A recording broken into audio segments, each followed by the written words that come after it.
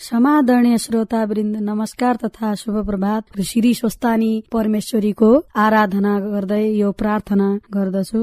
यम्बरमा वरुणेन्द्र रुद्र मरुतस्तुमन्ति दिव्यस्तवै वेदै साङ्गपदत्क्रमोपनिषदै गायन्ति यं सामगः ध्यानावत्सित तद्गतेन मनसा पश्यन्ति यं योगिनो यस्यन्तं न विदुषुरासुरगणा देवाय तस्मै नमः। श्रीमत् चन्दन चर्चितोज्ज्वल वपु शुक्लम्बरा मल्लिका मालालङ्कृत कुण्डला प्रबलिशं मुक्तावली शोभिता सर्वज्ञान निदान पुस्तकधरा रुद्राक्ष मालाधरा वाग्देवी वदनाम्बुजै वसतु मे त्रैलोक्यमाता चिरम्। मूकं करोति वाचालं पङ्गुं लङ्घयते गिरिम् यत्कृपः तमहं वन्दे परमानन्दमाधवम्।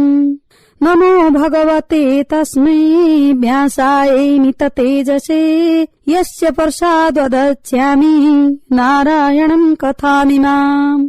नारायणं नमस्कृत्य नरं चैव नरोत्तमं देवीं सरस्वती व्यासं ततो जयमुदीरये। रत्नै कल्पितमानसं हिमजलै स्नानां च दिव्यम्बरम् नानारत्न विभूषितं निर्गमदा मोताङ्कितं चन्दनम् जाति चम्पक बिल्व पत्र रचितं पुष्पं च धूपं तथा दीपं देवदयानिधे पशुपते ईर्दकल्पितं गिरिहताम् सौवर्णे मणिखण्ड रत्न रचिते पात्रं घृतं पायसम् भक्ष्यं पञ्चविधं पयोदधियुतं रम्भाफलं पानकम् शाकानामयुतं जलं रुचिकरं कर्पूरखण्डोज्ज्वलम् ताम्बूलं मनसा मया विरचितं भक्त्या प्रभो स्वीकुरु।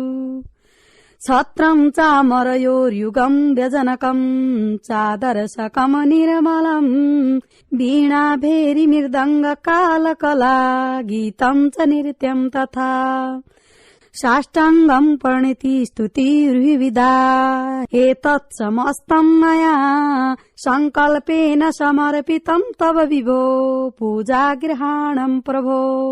आत्मा त्वं गिरिजामती सहचरा प्राणा शरीरं गृहम् पूजाते विषयोपभोग रचना निन्द्रा समाधि स्थिति संचार पदयो प्रदक्षिण विधि स्तोत्राणि सर्वाङ्गिणो यद्यत् कर्म करोमि तद्दखिलं सम्बोध भाराधनम्। यच्चैवं हरिपूजनं प्रतिदिनं यो वा त्रिशन्यं पठेत् यो वा श्लोक चतुष्टयं च नियतं पूजा हरिमानसम् कुर्यात् सो लभते विनोदकरं साक्षात् हरे दर्शनम्। व्यासस्तेन महावसान समये कैलासलोकं गता बाहुमाछकमण्डलूरमृगको छाला तथा आयुधा जोगर्चिन् बलवान शत्रुगणको शस्त्रास्त्रद्वारा वध यो सृष्टि स्थिति नाश पालन सदा जुन शक्तिले गर्दछिन् स्वस्थानी जननी तिनै खुशी भई संकष्ट सारा हरुन्। जसका भूषण नागछन् कमरमा जसको छ बागम्बर लायाको तनमा छ भस्म शिरमा छन् चन्द्रमा सुन्दर विगिच्या पात्र लिने त्रिशूल डमरू जो गर्दछन् धारण त्यस्ता श्री शिवले गरून् खुशी भई ब्रह्माण्डको रक्षण। पिउने भाङ अफिम चण्ड धतुरो घस्ने खरानी सदा लिने हातमा त्रिशूल डमरू योगीश्वरीको जटा कण्ठैमा विषकालकूट सरबै काखमा गिरीकी सुता सानो चन्द्र ललाटमा जडी शिवे एकपल्ट उन् यता अत त्रयोदशोऽध्याय कुमारजी आज्ञा गर्नुहुन्छ हे अगस्त्य मुनि। त्यसपछि विष्णु भगवानका आज्ञा अनुसार पौष शुक्ल पूर्णिमाको दिन आयो र आफ्ना प्रिय सखीहरू समेत मिली हात खुट्टाको नङ काटी स्नान गरी पवित्र वस्त्र धारण गरेर नित्य मध्याह्न कालमा महादेवको पूजनका साथै शीर्षस्थानी परमेश्वरीको व्रत आरम्भ गरिन्। माघ शुक्ल पूर्णिमाको दिन सारा सामग्री तयार पारी शीर्षस्थानी परमेश्वरीको पूजा ध्यान जप पाठ गर्न लागिन्। त्यो कुरा थाहा पाएर इन्द्रले देवताहरूसँग भने, हे देवगण हो, अब हाम्रो शत्रु तारकासुरको संहार हुने बेला आयो। किनकि हिमालयकी पुत्री पार्वतीले महादेव स्वामी पाऊँ भनी शीर्षस्थानीको पूजा गर्न लागेकी छन्। तिनको विवाह भएपछि जुन पुत्र जन्मन्छन् तिनै कुमारले पापी तारकासुरलाई मारिदिन्छन्। तर यसमा एउटा बाधा के छ भने सतीदेवी मरेपछि शिवजीको मनमा वैराग्य उत्पन्न भएर काम क्रोध लोभ मोह छाडी उत्तरा पन्थमा तपस्या गरिरहेका छन्। महादेवको तपस्या भंग पारी फेरि काम क्रोध मोहमा ल्याउन कसलाई पठाउने हो भन। इन्द्रको कुरा सुनि देवगणले बिन्ती गरे, यो काम कामदेव बाहेक अरू कसैले पनि गर्न सक्दैन, त उनैलाई पठाउनु पर्दछ। देवगणको यस्तो कुरा सुनि इन्द्रले वायुलाई पठाई कामदेवलाई डाके।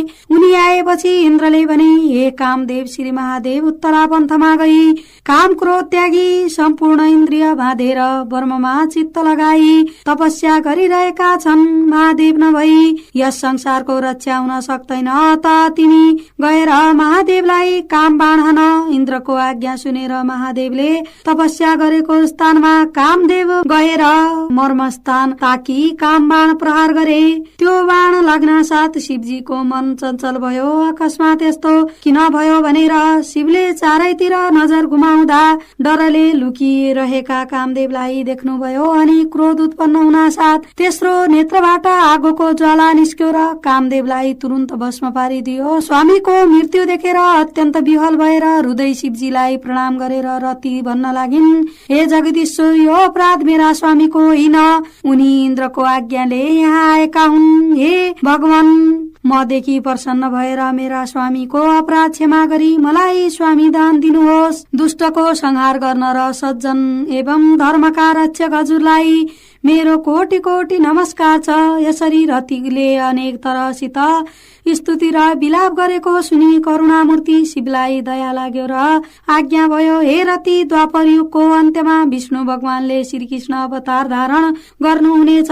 तिनै कृष्णको छोरा प्रद्युम्न भएर तिम्रो पति जन्मने छन् अनि तिमी दुवैको भेट होला। अहिले जाऊ। शिवजीको त्यो आज्ञा सुनेर रति घर गइन्। त्यसपछि शिवजीले सती देवी कहाँ जन्म लिन गइन् भनी विचार गर्दा हिमालय पर्वतकी पत्नी मेनकाको गर्भमा वास गरेर महादेव पति पाऊँ भनी पूजा पाठ व्रत दान धर्म गरेको थाहा पाई पार्वतीको चरित्र हेर्नका लागि इन्द्रको रूप धारण गरी ऐरावत हात्तीमा चढेर पार्वती कहाँ जानुभयो। पार्वतीले श्री स्वस्थानी परमेश्वरीको पूजा सकेर अर्घ्य दिई, हे निराकार निरञ्जन रूप परमेश्वर, तिमीलाई कोटि कोटि नमस्कार छ। पंच इन्द्रिय पंचभूत त्रिगुण र प्रत्येक प्राणीका हृदयमा आत्मा रूप भएर निवास गर्ने आदि शक्ति काल रूपिणी देवी, तिम्रो महिमा वर्णन गर्न ब्रह्मा सरस्वती शेषको पनि शक्ति पुग्दैन भने म कसरी सक्ने छु। मदेखि प्रसन्न भई मेरो मनोरथ पूरा गर्नुहोस्। यस्तै अनेक प्रकारले स्तुति गरेर प्रसाद जिग्न लागेको बेलामा इन्द्र रूप शिवजी आएको देखि पार्वतीले उचित स्वागत गरेर, हे देवराज, किन कष्ट गर्नुभयो भनी सोधिन्। इन्द्र रूप शिवजीले आज्ञा गर्नुभयो, हे पार्वती, तिम्रो श्रद्धा भक्ति देखेर म प्रसन्न भए, तर महादेव स्वामी पाऊँ भनेर पूजा पाठ व्रत धर्म गर्न तिमीले जानिनौ। किनकि महादेव त बाघको छाला, कम्मरमा बाँधेका हात्तीको छाला ओढेको, भूत प्रेत सातमाली बुढो गोरुमा चढ्ने त्रिशूल र डमरू लिने 20 बाङ धतुरो खाने दिगम्बर छन् तिमी यस्ती अत्यन्त सुन्दरी छौ अत यो जोडी मिलेन बरु सम्पूर्ण देवताको राजा मलाई पति रोजेर स्वर्गको सुख भोग गर।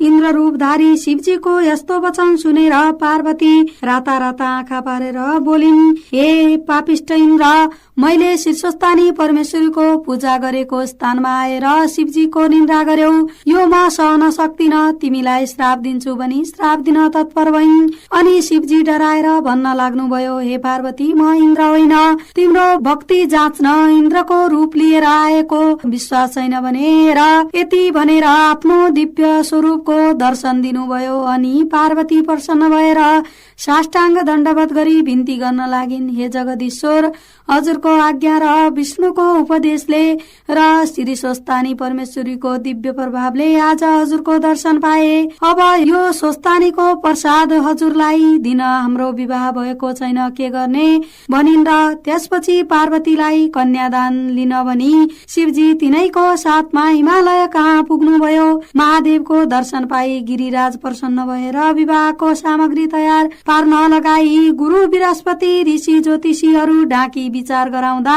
वैशाख शुक्ल पूर्णिमा तृतीयाको दिन निश्चय भयो र देवता यक्ष गन्धर्व किन्नर अप्सरा सबैलाई निमन्त्रण दिए। यज्ञका आचार्य स्वयंवरमा थिए। छोरी पार्वतीलाई मेनकाले नाना वस्त्र अलङ्कार पहिराई श्रृंगार गरिदिन्। त्यसबेला पार्वतीको जस्तो सौन्दर्य त्रिलोकमा कसैको पनि थिएन।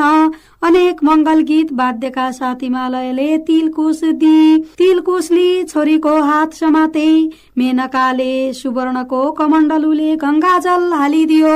संकल्प भन्दा महादेवको गोत्र सोधे। महादेव आफ्नो गोत्र बताउन नसकेर केही बोल्नु भएन। त्यहाँ बसिएका मध्ये अरू कसैले पनि शिवजीको गोत्र बताउन सकेनन्। त्यही बखत उमा वीणा बजाएर शिवको कीर्तन गर्दै नारद मुनि आइपुगेर त्यहाँको परिस्थिति बुझेपछि भन्न लागे, हे पर्वतराज, जसको मायाले क्षण मात्रमा ब्रह्माण्ड सृष्टि स्थिति नाश हुन सक्दछ, जो प्रत्येक प्राणीको देहमा आत्मा रूप भएर बसेका छन्, तिनको गोत्र सोध्ने प्रयोजन छैन। महादेवका माता पिता कोही छैनन्, गोत्र पनि छैन, जसको महिमा शेष शारदाले वर्णन गर्न सक्दैनन्। त्यस्ता शिवलाई शंका नमानेर कन्यादान देऊ, यति नारद मुनिले भनेको सुनि सबै देवता ऋषि यक्ष गन्धर्व किन्नरादिले ठिको सत्य हो भनेर हर्षध्वनि गरेपछि हिमालयले कन्यादान दिए। पार्वतीले महादेवलाई माला पहिराएर प्रदक्षिणा गरी पाउमा दण्डवत गरिन्। हिमालयले आफ्ना इष्टमित्रलाई यथायोग्य दक्षिणा एवं भोजन दिएर सन्तुष्ट पारे। अनि सबै विदा भएर आशीर्वाद दिँदै आफ्ना आफ्ना आश्रममा गए। देवी प्रपन्नार्थी हरे प्रसीद मातर जगतोऽखिलस्य प्रसीद विश्वेश्वरी पाई विष्णु तुमेश्वरी देवी चराचरस्य। इति श्री स्कन्द पुराणे केदारखण्डे माघमात्मे कुमारगत्स संवादे शीर्षस्थानी परमेश्वर्यां व्रतकथायां पार्वती कन्यादानं नाम त्रयोदशो शुभम्। उपनयतु मङ्गलम् गो सकल जगन मङ्गलालय श्रीमा दीनकर किरण निबोधित नवनलिन दल निवेक्षण कृष्ण काले वर्षतु पर्जन्यम् पृथिवी सस्य शालिनी देशोऽयं क्षोभरहितो ब्राह्मणा सन्तु निर्भया अपुत्रा पुत्रिणं सन्तु पुत्रिणं सन्तु पौत्रिण निर्धना सदना सन्तु जीवन्तु शरदां शतम् तत्रैव गंगा यमुना च तत्र गोदावरी सिन्धु सरस्वती च तीर्थानि सर्वाणि वसन्ति तत्र यत्राचितोदार कथा प्रसंगः या कुन्देन्द्र तुषारहार धवला या शुभ्रवस्त्रावृता या वीणा वरदण्ड मण्डितकरा या श्वेत पद्मासना या परमाचितु शंकर प्रवर्तिवी देवै सदा वन्दिता सा मम पातु सरस्वती भगवती निशेष जड्यं वहा।